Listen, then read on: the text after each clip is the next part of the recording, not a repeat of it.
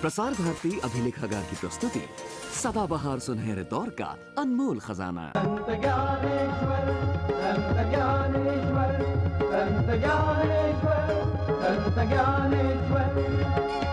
शब्द शिरोमणि पुण्य आत्मा करुणा सागर ज्ञानेश्वर, मंगलकारी अंतर्यामी तेज के गागर ज्ञानेश्वर। ज्ञानेश्वर, संत ज्ञानेश्वर, ज्ञानेश्वर, ज्ञानेश्वर।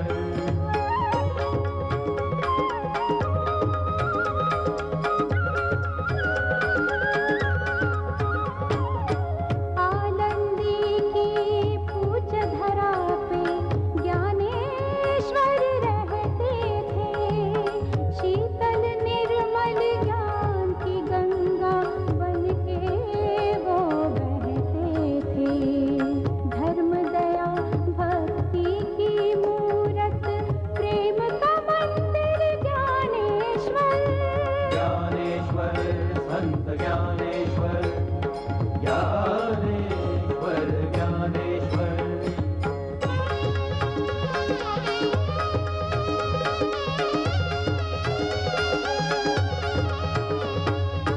संस्कृति के इतिहास में स्वर्ण पुष्प एक और जुड़ा, सिद्ध बेट में दिव्य स्वर्ग का एक अनोखा द्वार खुला।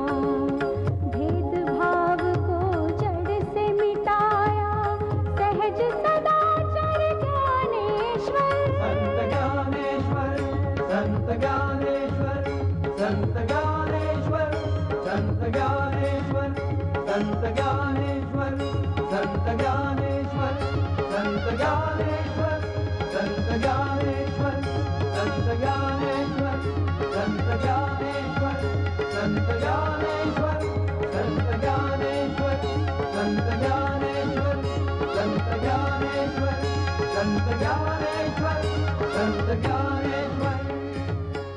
कितनी शांति है यहाँ, मन शरीर कैसा शांत, कितना समाधान है यहाँ। स्थान तो पवित्र और शांत तो होगा ही कुछ।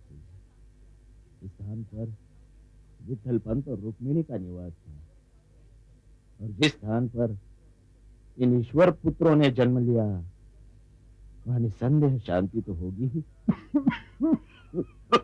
सत्य कहा आपने आचार्य, सत्य कहा। ऐसी रात जब विठल पंत और बालक भजन गा रहे होंगे या वेदों का पठन कर रहे होंगे तो साक्षात सिद्धेश्वर भी यहां आते होंगे।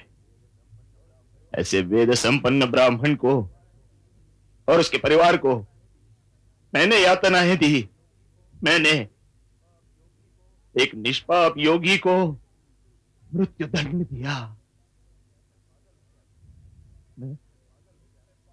मैं पागल हो गया था, मैं पागल हो गया था, पागल हो गया था। विठल पंत, रुक्मिणी, मुझे क्षमा कीजिए, मुझे क्षमा कीजिए।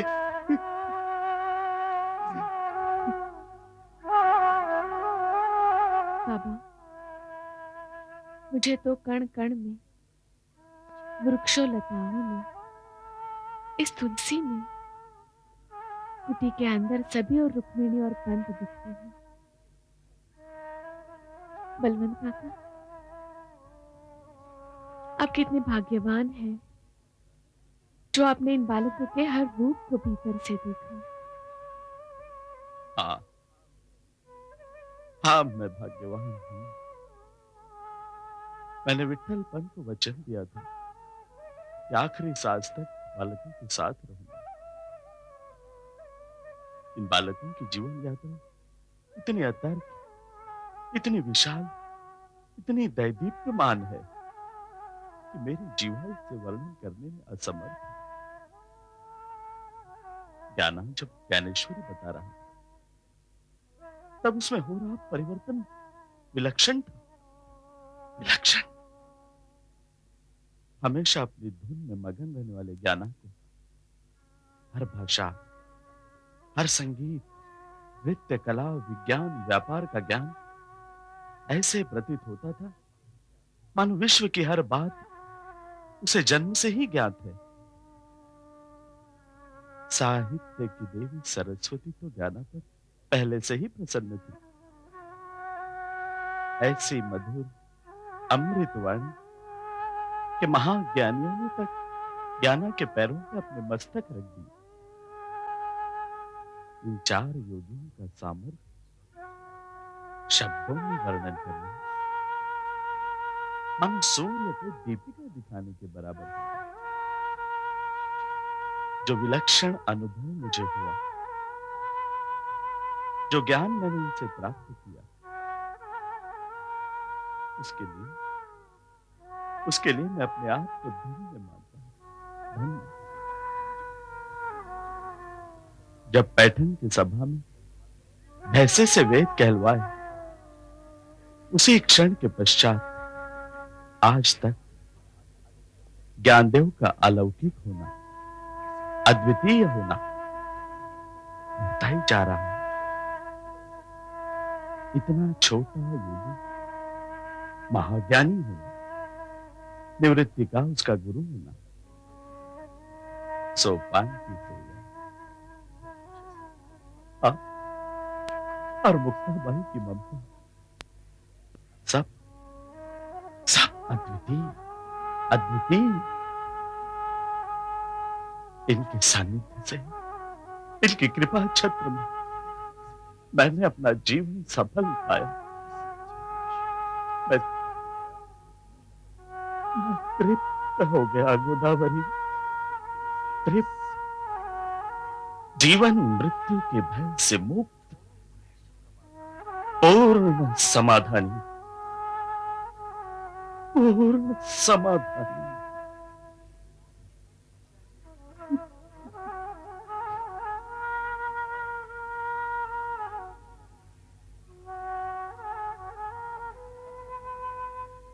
चांगदेव महाराज की जय, चांगदेव महाराज की जय, चांगदेव महाराज की जय। क्या है? हे योगीराज शिरोमणि, हम चिंतित हैं। क्यों चिंता क्यों?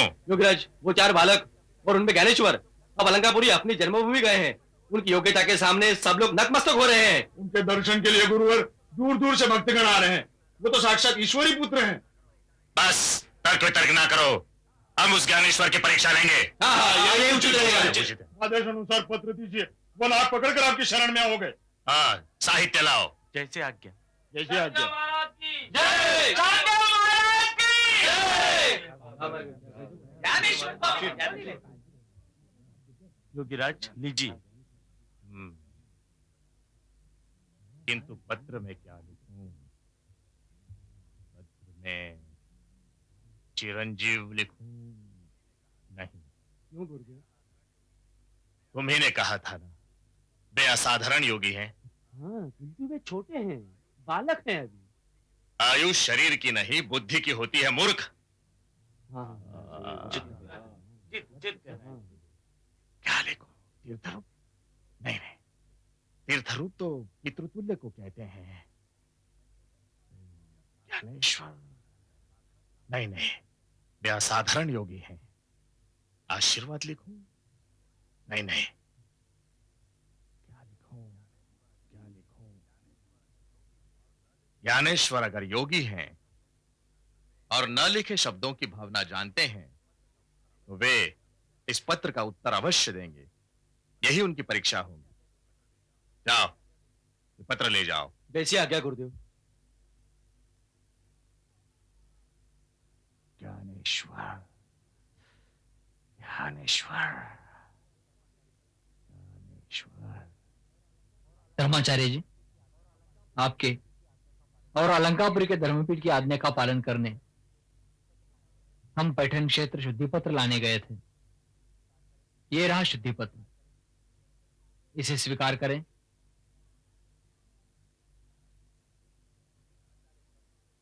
निवृत्तिनाथ, सारे ब्रह्म वृंदों के समक्ष मैं आपकी क्षमा मांगता हूं।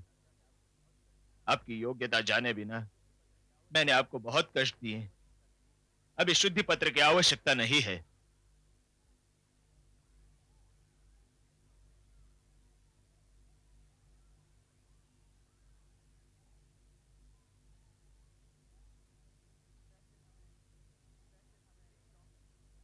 वैसे हमें इन लौकिक नीति बंधनों का भय नहीं था, किंतु समाज प्रतिनिधियों को धर्माचरण से मुक्ति नहीं होती,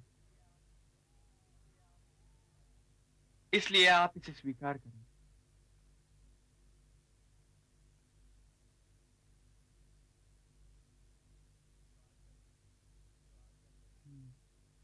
जो आज्ञा ज्ञानेश्वर जी। अरे ज्ञानेश्वर जी, आप महान महान हैं। आइए, स्थान ग्रहण कीजिए। इस स्थान पर? हाँ ज्ञानेश्वर जी, इस स्थान पर बैठने की योग्यता मात्र आपकी है। आइए, स्थान ग्रहण कीजिए।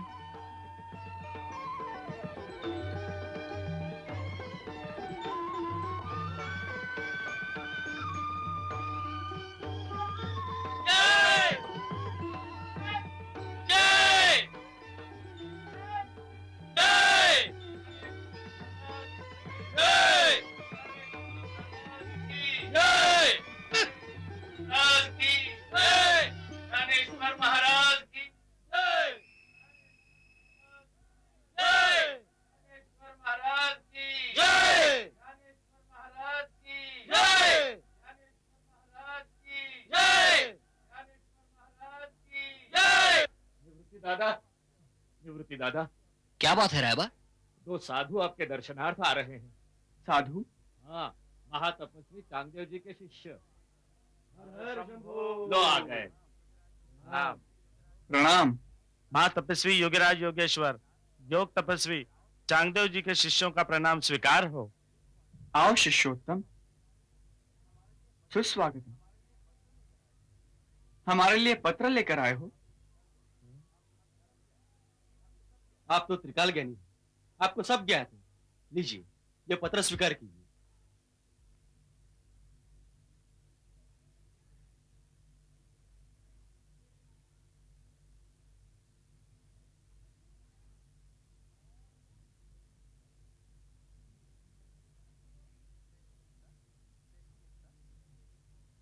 देखो मुक्ता,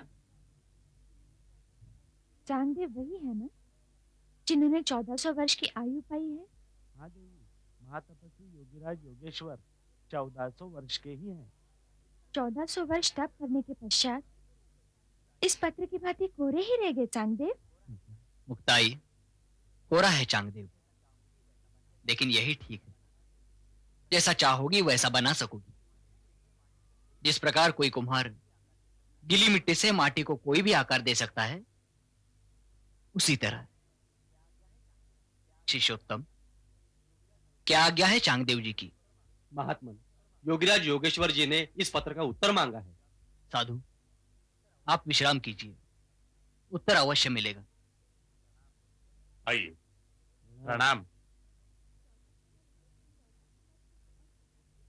1400 वर्ष का तपस्वी और कोरा, ये कैसे संभव है दादा? मुक्ता, चांगदेव श्री शंकर उपासक है।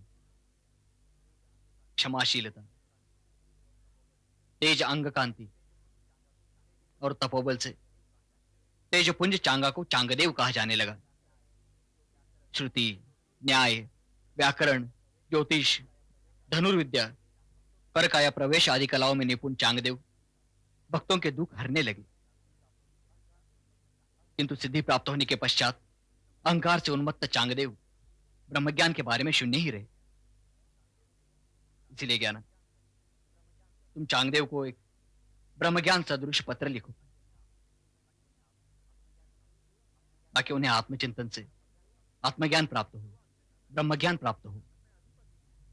जो आज्ञा दादा, मैं अभी पत्र लिखता हूं।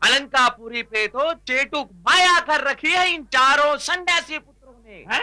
अजी कल तक जो मिट्टी धूल शिलाओं के भांति पड़े लथाड़े जाते थे, आज उन्हीं शिलाओं को भगवान बनाकर मस्तक पर लेकर नाच रहे हैं ग्रामवासी। अरे ये सब महामूर्ख है। और नहीं तो क्या? और सबकी दिशा भूल करने वाला वो महामूर्ख धर्माचार्य है। धर्माचार्य नहीं, वो विधवा गोदावरी अजी अष्टो प्रहर ज्ञाना ज्ञाना ज्ञाना ज्ञाना जाप करती रहती है। और वो नीति भ्रष्ट अधर्माचार्य ने अपने धर्मासंतर उस बालक को बिठाया।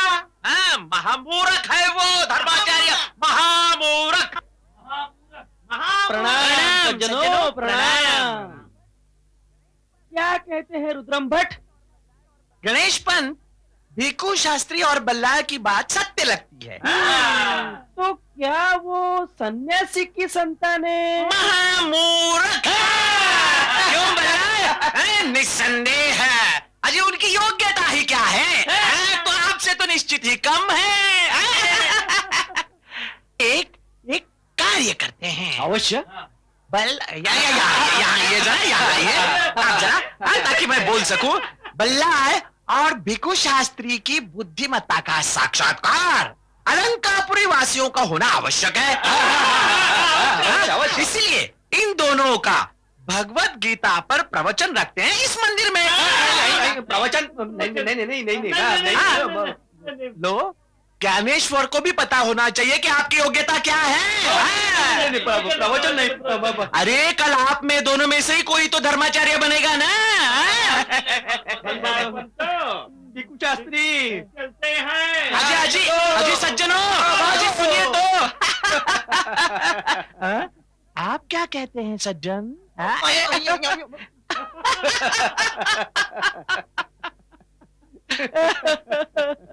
सिद्धेश्वरा, इन मतिमंदों को बुद्धि दे रे बाबा, बुद्धि दे।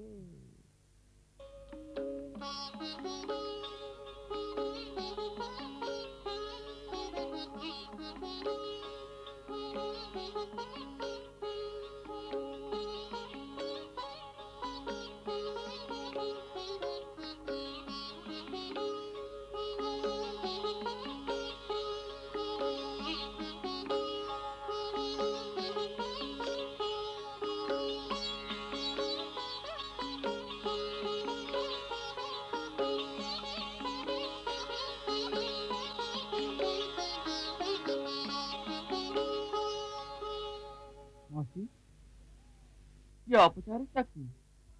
क्यों? मेरा अधिकार नहीं है? हमने कब अस्वीकार किया है मौसी?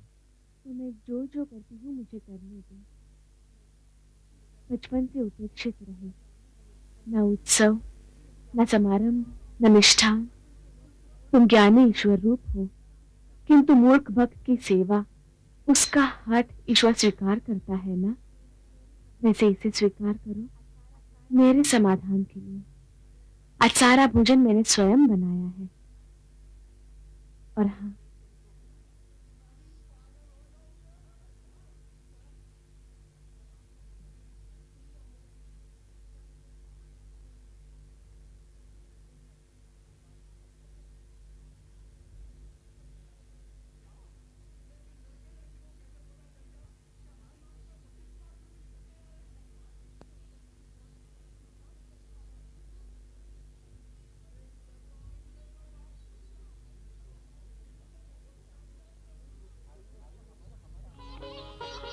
ये भारी वस्त्र हमारे किस काम के मौसी? मेरी सेवा स्वीकारने का तुमने वचन दिया है, इसे तुम पहनोगे।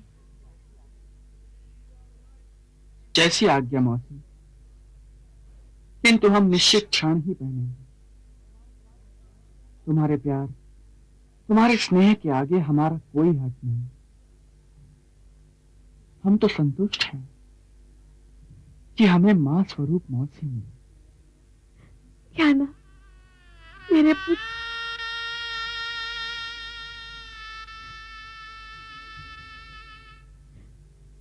मैं तुम्हें भोजन कराऊं? अवश्य मौसी।